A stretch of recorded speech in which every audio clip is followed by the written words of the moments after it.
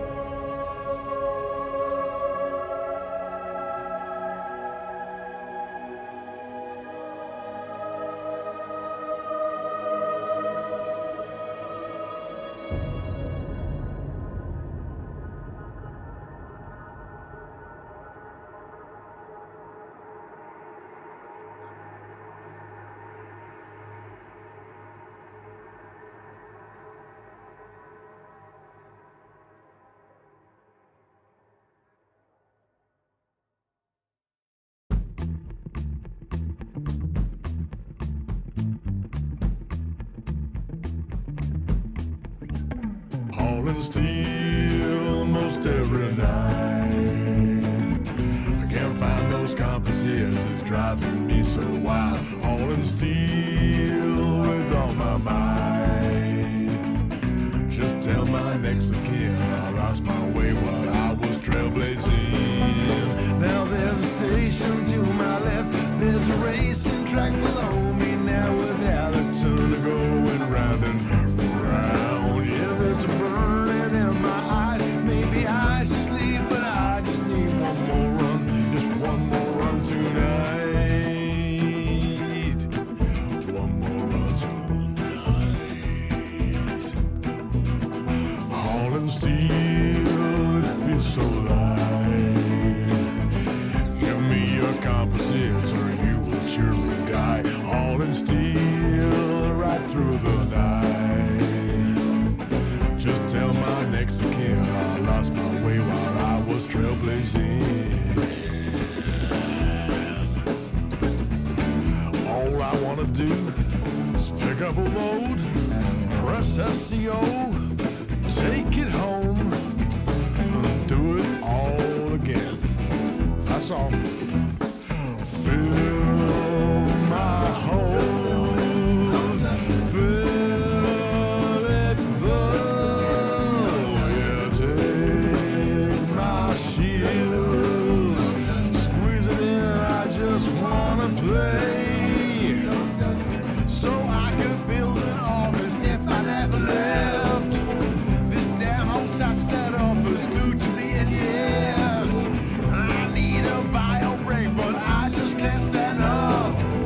Who needs that dignity when I can have a station of my own?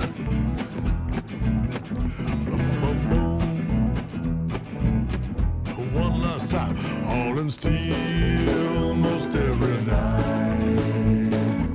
I can't find those composites, it's driving me so wild. Hauling steel with all my might. Just tell my next of kin I lost my way while I was trailblazing. Now there's a station to my left, there's a racing track below me. Now without a turn to going round and round. Yeah, there's a burning in my eyes. Maybe I should sleep, but I just need one more run, just one more run tonight.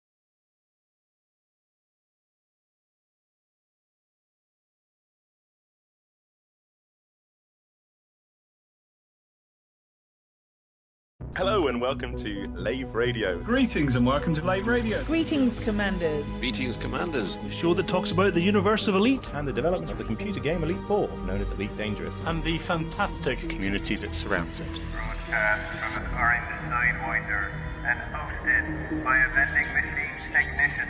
A place of nonsense and innuendo for forum dads. A self-contained podcast 2 hours long. Transmitting to every corner of the galaxy. It's even louder than me. The hottest show this side of Dizzo. The name of the place. Lave Radio. Lave Radio. Lave Radio. Lave Radio. Lave Radio.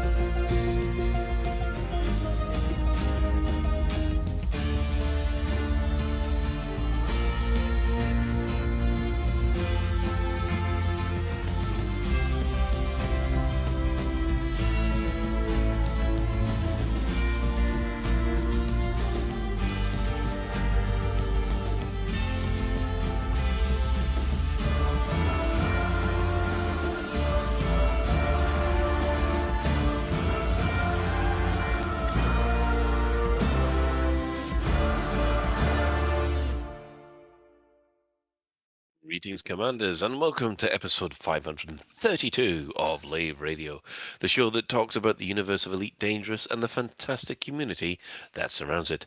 I'm your host, Commander Phoenix of Fire, also known as Colin Ford, Chief Archivist of Lave Station, and joining me in the Orange Sidewinder Bar for this episode, we have our Staff Liaison Officer, Commander Psychic, otherwise known as Claire.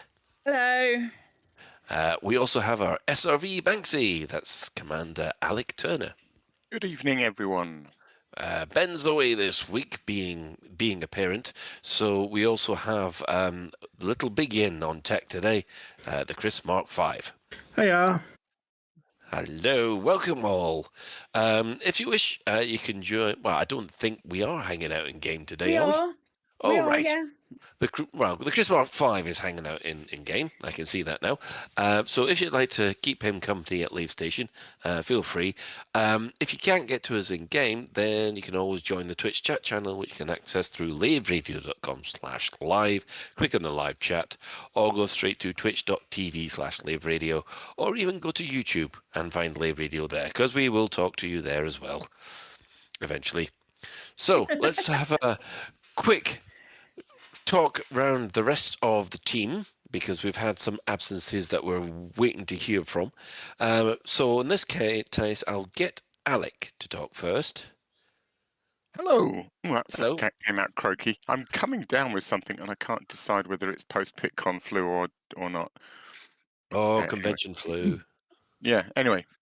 So if my voice cracks occasionally, that's what's going on. I have been battling through the post-PitCon week, which always feels a bit weird afterwards. I watched the animated cat movie that is doing was amazingly successful at the Cannes Film Festival, called Flow. Oh, yeah, I heard about that. It's really good. It's really good. I really recommend it. It's the one without any like voice acting and stuff, isn't it? Yeah. Right? Yeah.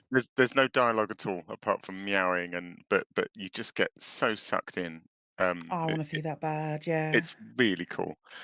Enjoyed that a lot.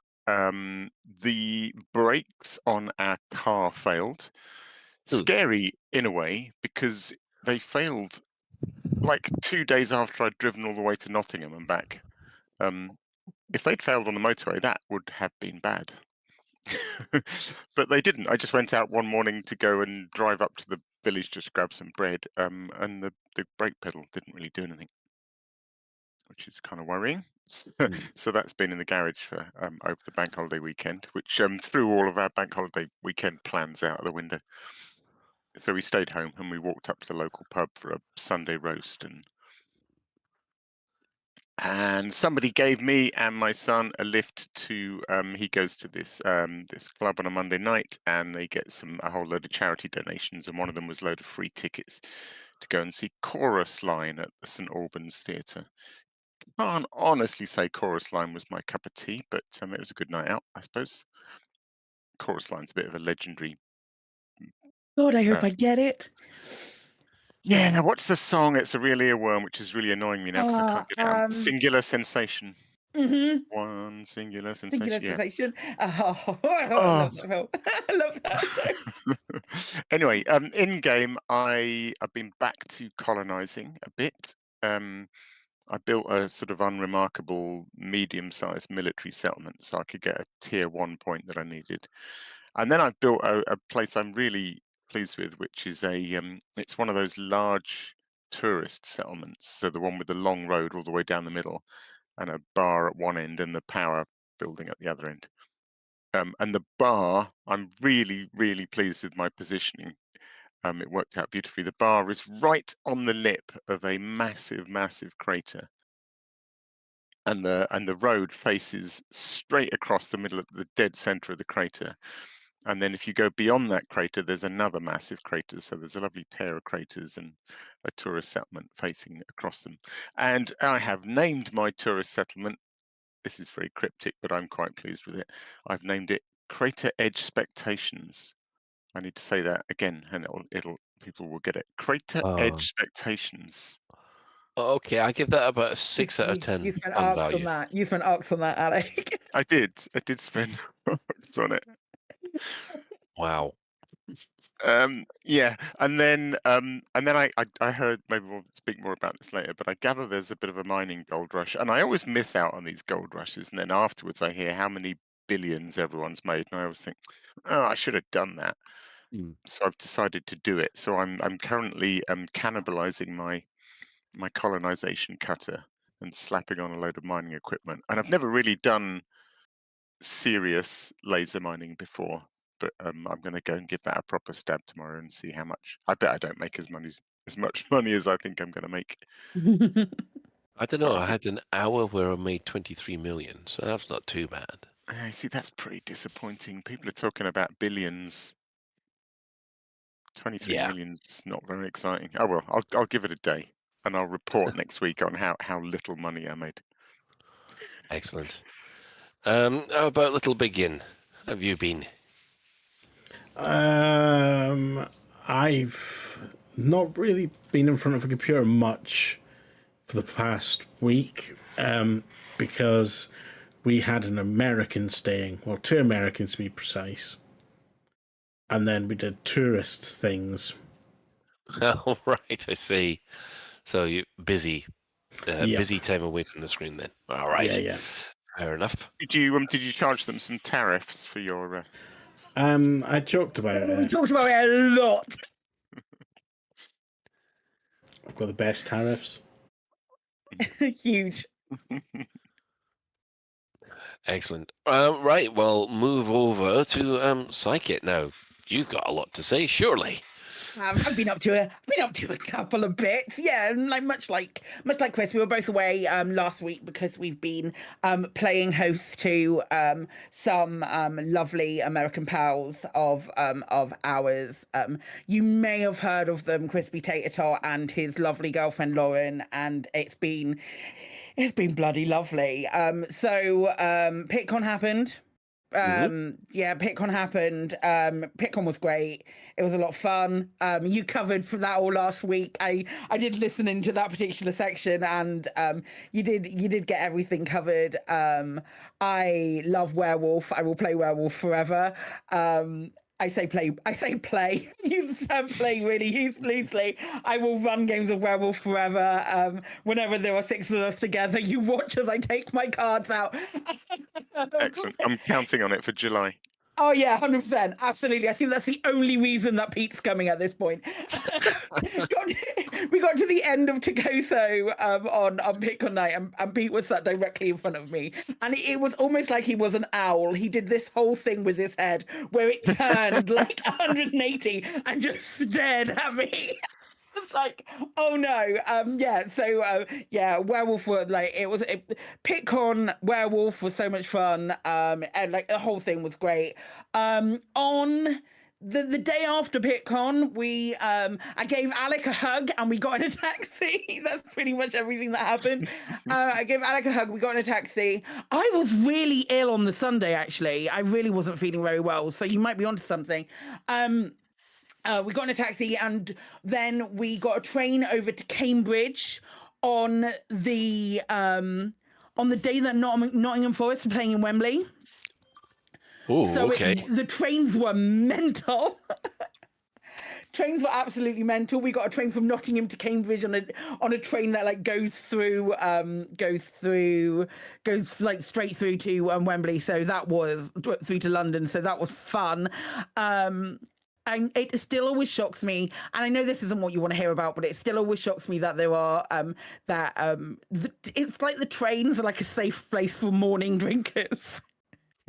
It's like everyone is like downing beer at like 9 o'clock in the morning, and I'm like, oh please no. It was very weird. It's like this weird liminal space where time doesn't matter. It's funny you mentioned the football. I'd forgotten that, but I drove Thargosu back down to London, and I was still wearing my red Bucky Burpit hoodie at the time, and I had no clue that there was going to be a football thing on. And we stopped at a service station, and there must have been about 5,000 people wearing red shirts, and I kept commenting, at least I've got the right colours on. Oh God! Yeah, imagine coming from the right neck of the woods. Oh. Yeah, so we went to Cambridge. We spent some time with some friends in Cambridge on the Sunday, and then on Monday we went to Frontier's offices and went and had a little tiny bit of a tour. But I can tell you this now. On Monday, they showed us the Panther Clipper. On Monday, they showed us the pictures of the Panther Clipper and all of that stuff, and I lost my mind. I was like, I'm so glad I'm not doing Lave, because even then it feels like I was like, I don't think I would have been able to deal with it. But it was really lovely. It was a really lovely time. We had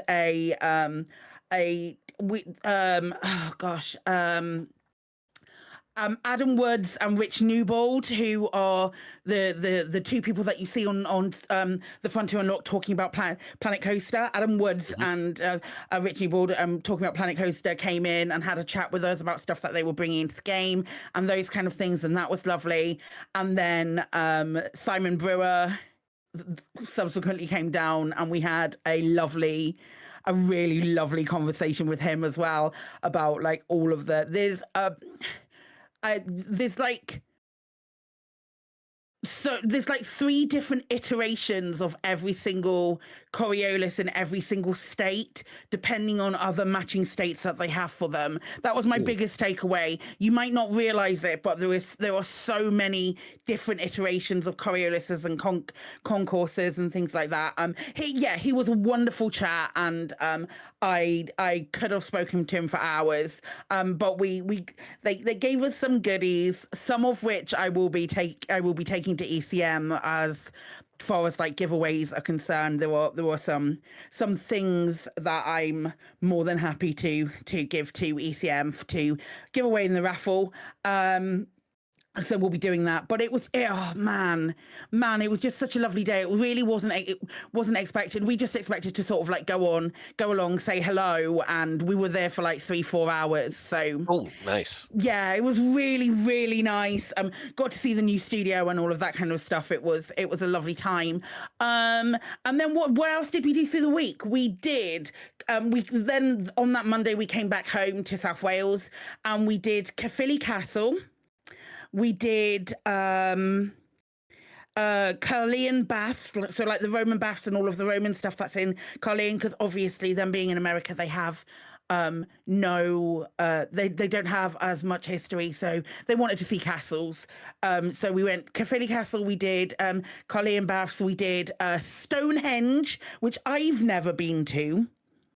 Oh, I enjoy a good henge. Yeah, I've never been to Stonehenge before, and I will say that my legs were absolutely dying at that point already. But the accessibility in Stonehenge, I did not have to go up one single step the whole time that I was there, and I was even like getting onto the little shuttle buses that they have from the visitor centre over to the henge. I wasn't expecting to enjoy it as much as I did, and I really enjoyed it. Stonehenge, big +1 for me. Then what did we do? We did an escape room. We did Cardiff Castle, and then we did on Friday we went to Barry Island. Because Crispy does mostly like Planet Coaster content now. He's veered away from Elite and does Planet Coaster content, and we went to Barry Island because there's a pleasure beach there, and Chris has done did all the driving all week, and then this weekend we basically just died and looked after our dog, who had been so patient and Artie's been so good. We've had no accidents. We've been away for like 8 hours at a time, and he's been in the house, and he's been so good and so well behaved. So we took him out for a big run. I think on Sunday we took him out for a really big run, and he had a whale of a time. But yeah, that's been my nonsense 2 weeks. Excellent. And I'm exhausted, and it's my birthday tomorrow. Woohoo! Ah! Oh, well, many happy returns for tomorrow. Thanks. Indeed. From everybody here and probably a lot of people in the chat room. Thanks. Hint, chat, Thanks. come on. Thanks. It's a big one, but thanks. It's a big birthday, but it's okay. Right. At the moment, just for those of you who are following Lave Radio for such a long time, we have, I think it can be to say, the final Psycho Cow bathroom update. Don't worry, this will get cut out.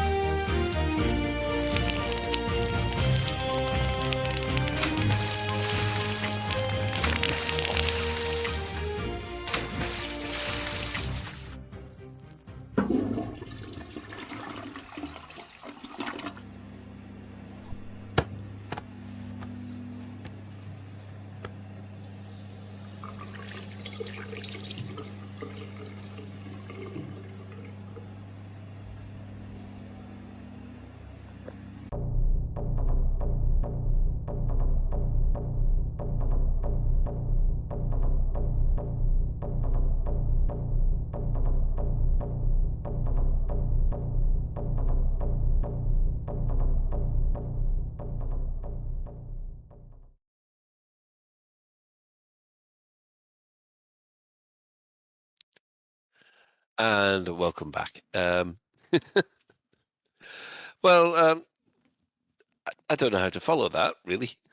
How's your week been, Colin?